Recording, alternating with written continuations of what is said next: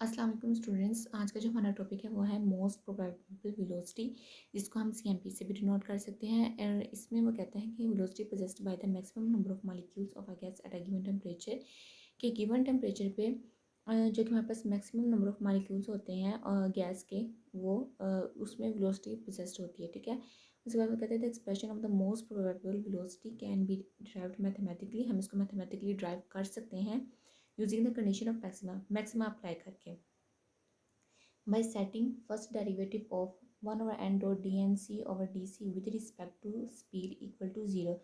जब हम इसको ज़ीरो के इक्वल करते हैं तो हम तभी इसको मैथमेटिकली हम इसको ड्राइव कर सकते हैं, इस एक्सप्रेशन को। ये आगे भी हम इसको डिस्कस करेंगे। ठीक है, ये वो वैल्यू है कि जो हमने पहले फाइंड आउट की हुई है मैक्सवेल की। ठीक है, और ये वाली वो वैल्यू है और हमने इसकी वीडियो पहले बना चुके हैं कंप्लीट। ठीक है, अब आगे वो कहता है कि ये जो इक्वेशन है ये वाली, अब हमने इसको डिफरेंशिएट करना है विद रिस्पेक्ट टू सी। ठीक है, जब हम इसको करते हैं सोल्व डिफरेंशिएट करते हैं फर्स्ट ऑफ ऑल, तो क्या होता है कि हमने ऐसी वैल्यू को लिखना है, ये जो वाली वैल्यू है ना, हमने इसको एज इट इज़ ही लिखना है और बस नीचे क्या लिख देना है डी ओवर डी सी, और यहाँ पर डी ओवर डी सी। अच्छा, अब हमने इसमें सारी वैल्यू को क्यों नहीं हमने इसका डिफरेंशिएट लिया, क्यों नहीं लिया? क्योंकि कुछ वैल्यूज़ जो होती हैं इक्वेशन में वो कांस्टेंट होती हैं, और उन वैल्यूज़ को हम उनका जो हम डिफरेंशिएट होता है वो हम उनका नहीं ले सकते। ठीक है, अब यहाँ पर हमने क्या किया, हमने इसको इज इक्वल टू ज़ीरो के किया है, क्योंकि हमने इधर एक तो बात यह है कि एट आ मैक्सिमम पॉइंट जो होता है ना CMP, उसमें क्या होता है कि ये वाली जो वैल्यू होती है वो ज़ीरो के इक्वल होती है। यहाँ पर आपको शो हो रहा होगा कि यहाँ पर क्या है, ज़ीरो के इक्वल होती है मैक्सिमम पॉइंट पे। और हमने ऊपर भी लिखा है कि हमने यहाँ पर ये वाली मैक्सिमम पॉइंट पे जो 1 over n dot DNC over DC है वो इक्वल टू किसके है, ज़ीरो के। ठीक है, अब हम जो मेन हमारी बात है वो हमारी ये वाली चीज़ है। ठीक है, मेन जो चीज़ है हमारी वो ये वाली है। अब इसमें ये जो विदाउट डेरिवेटिव है वो एज इट इज़ नीचे आ जाता है। अब जब हमारे पास इस तरह की चीज़ होती है, दरमियान में मल्टीप्लाई हो रहा होता है, तो इसका एक रूल होता है डिफरेंशिएशन का, कि हमने इसमें सबसे पहले हमने जो फर्स्ट वाली वैल्यू है उसको सोल्व करना होता है, और जो दूसरी वाली वैल्यू होती है उसको हमने एज इट इज़ लिखना होता है। और जब हम फिर दरमियान में प्लस का साइन आ जाता है, फिर उसके बाद उसके उल्ट काम होता है कि जिसको हमने एज इट इज़ लिखा होता है उसको सोल्व करना होता है, और जिसको हमने सोल्व किया होता है उसको जो ऊपर वाली जो सेम वैल्यू होती है वो वैसे की वैसे नीचे लिखनी पड़ती है। ठीक है, अब हम इसको करके देखते हैं। इसमें ये वाली जो हमारी वैल्यू है वो फर्स्ट है, और ये वाली हमारी वैल्यू क्या है, सेकंड है। हमने फर्स्ट वैल्यू को एज इट इज़ सेम नीचे लिख दिया है। जो ऊपर वाली वैल्यू जो सेकंड वैल्यू है हमने उसका डिफरेंशिएट जब लेते हैं तो क्या होता है कि ये सी स्क्वायर है। ठीक है, जब हम इसको सॉल्व करेंगे तो क्या बनेगा कि जो पावर होती है ना, वो ये जो सी होता है वो उससे पहले लिखी जाती है। तो पावर है, ये जो पावर है ये टू हम एज इट इज़ लिख देंगे, और ये जो सी है ये हम यहाँ पे लिख देंगे। जो पावर होती है वो सी से पहले लिखी जाती है, ऊपर नहीं लिखी जाती। ठीक है, तो ये 2C, इसकी आपको समझ लग गई। अब हम नेक्स्ट करते हैं।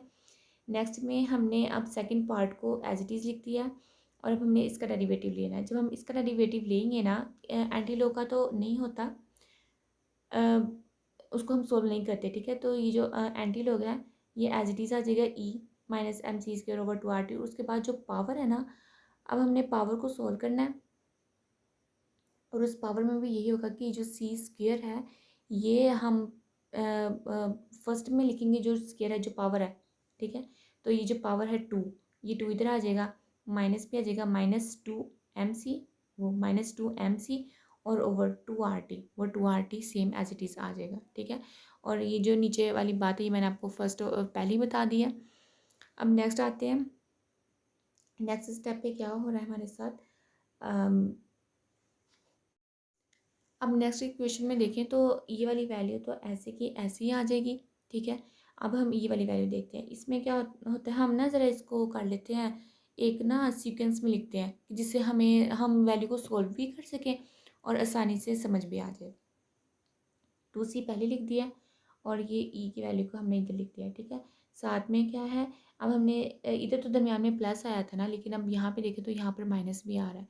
अब हम पहले ना ये वाली माइनस की वैल्यू इधर लिख देते हैं, ठीक है। माइनस इधर लिख दिया और साथ में जो इसकी वैल्यू थी वो भी लिख दिया, और यहाँ से फिर ई की वैल्यू लिखी हमने, ये वाली वैल्यू इधर लिख दिया, और यहाँ पे जो सी स्क्वायर था वो हमने इधर लिख दिया। इस तरह करके ना अब हमें आसानी होगी इक्वेशन को सॉल्व करने की, ठीक है। नेक्स्ट स्टेप में देखें तो ये वाली एज इट इज़ रहेगी। अब हमने यहाँ पर कॉमन लेना है। जब हम कॉमन लेते हैं ना, तो यहाँ पर जो चीज़ कॉमन है, यहाँ पर जो चीज़ कॉमन है उसको हम बाहर निकाल लेते हैं। यहाँ पर देखें तो 2c e-mc² / 2rt वो कॉमन है इन दोनों में, वो हमने बाहर निकाले। और एक और अगर आपको ट्रिक, अगर आपने ये करना है, ठीक है, और आपको याद नहीं हो रहा, तो आप इस तरह कर सकते हैं।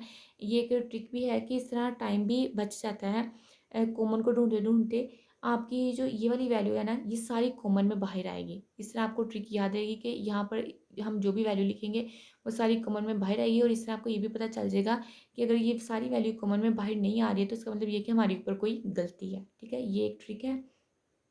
अब यहाँ पर क्या हो जाएगा, 1, ये 1 आ गया यहाँ पर, और माइनस यहाँ पर जो बच रहा है, एक m बच रहा है, एक c² यहाँ पर बच रहा है, और ओवर 2rt वो हमने एज इट इज़ इधर लिख दिया है।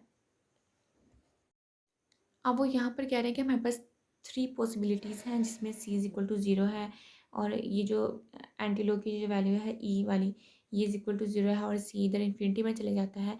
और एक ये वाली है, हमने ना इसमें जो पीछे वाली इक्वेशन जो हमने फाइंड आउट किया ना, उसको हमने ना हर इक्वेशन को ब्रेक डाउन किया है। जैसे कि c है तो इधर पीछे देखें,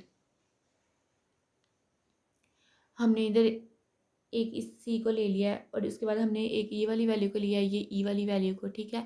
और एक हमने यहाँ से ये वाली वैल्यू को लिया, ये जो थर्ड पॉसिबिलिटी है वो यहाँ से लेकर यहाँ तक की है, ठीक है।